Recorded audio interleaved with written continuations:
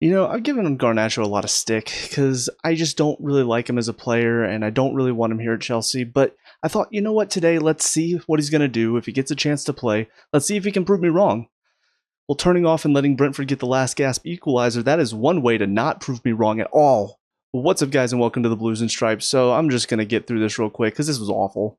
This was an embarrassing return, and I know some of it's just going to be because we don't have all of our first-team players back. Some of these guys will not be starting for most of the season because clearly we could see why.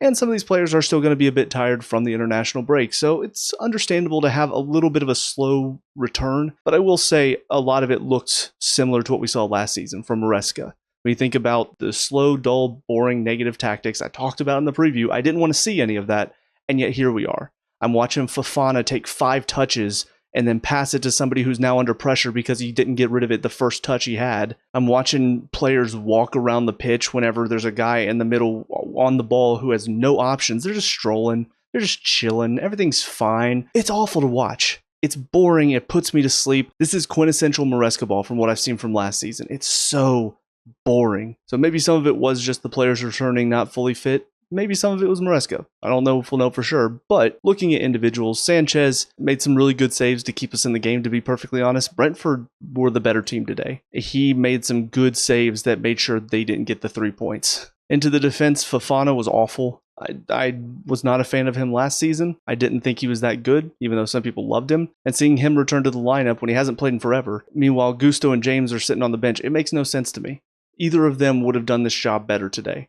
They would have been a lot more fit and a lot more able to run back and help DOESN out on the first goal. But Fofana just kind of looking like he's at 50% for most of the game. DOESN and Chalobah did okay at times, but there were a lot of moments whenever they were caught out. They weren't fully aware of what was going on around them. It seemed like they were not really connected to each other. And that's where DOESN, again, I think he should be the more experienced mind back there. He should be the one organizing, and it doesn't feel like he is. It feels like they're just sort of off doing their own thing. They're not really fully connected together. I think a good example of that is the one ball over the top that Thiago does well to flick over to Shada. DOESN is being drawn in toward Thiago as well, even though Chalobah's right there. He should be more aware of, there's a guy over there, I need to be with him. So that way when Thiago does get that flick on, DOESN's already there to put pressure on him and he doesn't have a whole lot of room to try to make a shot. Does well to block the shot after, but there should be a bit more prevention leading up to that. I just don't think we do a good job of that. We have good defenders that are willing to put their bodies on the line, and that's good to have. But I want to see more intelligence. I want to see more organization back there because there are a lot of times when it feels like everybody just sort of all over the place. And then Hato on the left side, he was the one inverting inside and just doesn't do it as well as Cucurella does. He didn't play poorly, but he definitely was not on the level of what we would see from Cucurella. Caicedo,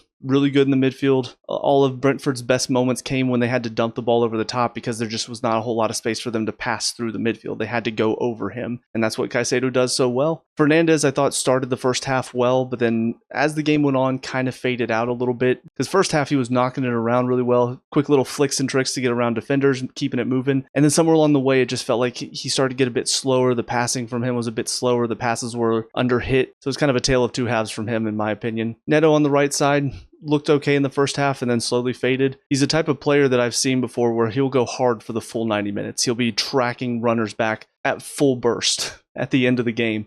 So it was kind of surprising to see at the end of the game today, he seemed a little slow. Didn't feel like he was really fully fit for this. So I don't know why that would be. I don't know if he went and played for Portugal. Maybe he's just not returned well. Buonanotte, honestly, he's a player that I kind of forgot that we had whenever I was doing my preview because he's another option that we have in there. And I thought he looked okay. I was kind of surprised he's the one that came off at halftime because there's another player that really should have. But I thought it was a decent debut for him. He's got a bit of cleverness about him that he can flick it around the corner. He can turn players pretty well. He's a player that is a bit smaller, but he uses his low center of gravity very well to turn players. So I thought it was a decent debut. Hope to see a bit more from him in the next few matches. But Gittens on the left side was just awful. Again, he should have been the one to come off at halftime. Buonanotte, I'm pretty sure, can play on the left side, so move him out there. Or even just switch, if you're going like for like switch, George out there on the left and Gittens comes off.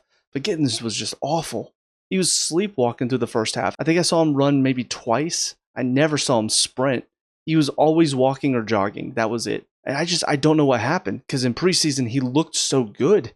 He looked exciting. He was taking players on. He was energetic. And then we get to the actual Premier League, and it feels like he's just got no desire to do anything. He just wants to walk out there. So this was definitely not a good performance to cement that left wing spot for him. João Pedro up top, I thought did as much as he could today. It was not the same thing that I saw from him at Palace, where it kind of felt like he was just stuck up there. It felt like he was willing to drop in. He was willing to try to get on the ball and make the play happen. He's battling defenders well, trying to open up space for the players around him. So there was a lot about his performance today that I think benefited the team, even if he didn't end up on the score sheet. But he did technically kind of get the assist for Palmer's goal, so I'm going to give that to him, even though he didn't know anything about it. It was kind of headed off his head to Palmer. But as far as the subs that came on, James comes on at halftime. I thought he did well. A couple of moments where it felt like he was a little behind the pace of the game, but I do think he showed his intelligence in some of those situations. So overall, it was a good performance from him. I think on the ball, we've seen better than we did today. It wasn't bad. It's just I think his standards are so high that I expect whenever he puts a cross in or whenever he's passing it, I expect it to be near flawless. And he did make some mistakes on the ball today, or made a couple of crosses that weren't really that great. But I do know he also played, I think, both matches for England, if I'm not mistaken. So I'm going to give him a pass and say he was probably exhausted. George came on as well. For some reason, he came on for Buonanotte and pushed Pedro back. I don't really understand Maresca's subs, if I'm being honest. Because again, Gittens was awful in the first half. He should have come off at halftime. And yet Buonanotte is, and then we're pushing George up top again, which I just don't think it works very well. He did okay. Like, I'll give him credit that he worked hard, he put pressure on very well, but he's just not a player that's going to be useful for us up there. He's not going to battle defenders well. He's not going to create problems for defenders. The most he's going to do up there is he's going to try to put pressure on, because he's got some pace, but that's about it. He is very mobile, so he will draw defenders a bit, but he doesn't really have the strength to stand up to the challenge of most Premier League defenders. So it feels like whenever he's up there, we just don't really have much of a striker. And that's why I think it really worked whenever Palmer comes in and George goes out to the left and Pedro gets pushed back up top. We did see some of our best play during that time, because having Pedro up there to battle the defenders, having Palmer in behind him, it's a combination that really works and causes a lot of problems for the opposition defense. Then the final sub was Cucurella, and he came on and did Cucurella things, good defense, got up in the attack very well. But Palmer is the sub that changed the game. He's the one that really flipped the script for us, where for most of the match, I felt like Brentford were the better team. We had a lot of possession, but every time they got the ball, it was dangerous. We had to make a good challenge, or Sanchez had to make a good save. But once Palmer came in, they were sitting off a bit more at that point, so that did help us too. But Palmer is the one that actually provided us with some penetration, with some creativity in the front four. And that's what we've been lacking for most of this match, to be honest. There was one moment at the end of the first half. Into Pedro, into Buonanotte, to Caicedo, back to Pedro, over to Buonanotte. Gives it to Fernandez, but it's on his left, so he misses it. That was the only good run of play that I saw from our front four. Once Palmer came in, it was just so much more free-flowing. It felt like we were actually creating chances. So it was a brilliant goal from him, and outside of that, he just played really well. I'm hoping whatever groin issue he was dealing with, I'm hoping it's gone, because we need him to be playing like that, especially if we want a chance to be in that title race, which based on today's performance, I don't think we are going to be. It feels more so like last season. But fingers crossed this was just, we're coming back from international break. Before Garnacho, I mean, he came on, he had that one moment that led to Caicedo's goal, which brilliant thump, by the way. But I'm sorry, you can't just do that side of things. You have to be fully focused and turned on and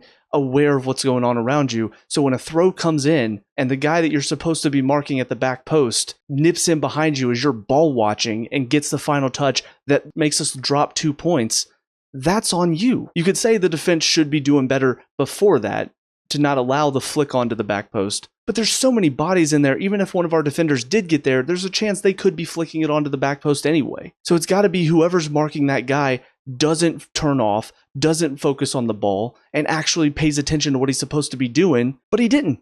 And now we've lost 2 points because of it. So for me, this is why. This is why I didn't want Garnacho here. I don't care what he does in attack. I don't care if he's a brilliant attacking player. At this level, you have to be doing both sides of it. The way Maresca wants us to play, you have to be doing both sides of it. You can't just be an attacking player and that's it. Again, that's why I think Jackson was very overhated.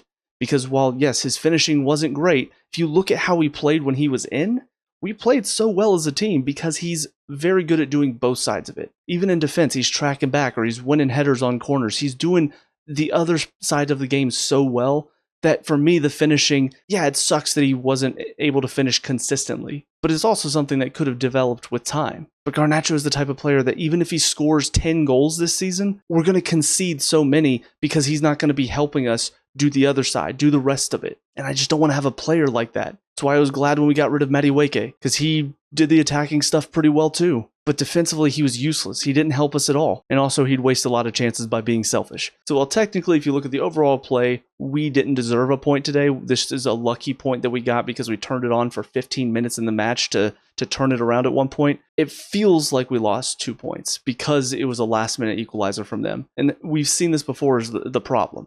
We've seen us turn off at the last minute and give away a goal. Think about Fulham last year. We turned off and gave away 2 goals to lose the match.